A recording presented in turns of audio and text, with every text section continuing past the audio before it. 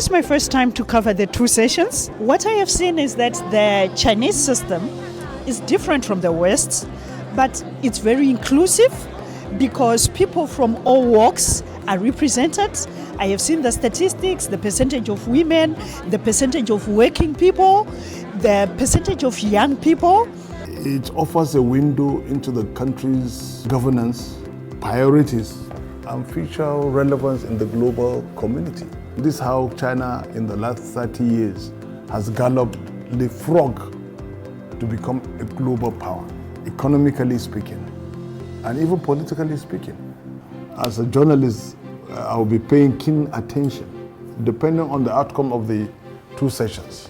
The two sessions will focus on various topics, out of which much of the focus will be given to maintain the growth target of China. وبالتالي الصين النهارده لاعب رئيسي في اقتصاد العالم، النهارده العالم كله بيتتبع، ويمكن انا بتابع وبراقب كتير من التقارير الدوليه، دائما هناك تطلع لفكره معدلات النمو في الصين، معدلات المشتريات في الصين، نمو القطاع الصناعي، توقعات الحكومه الصينيه لمستقبل النمو.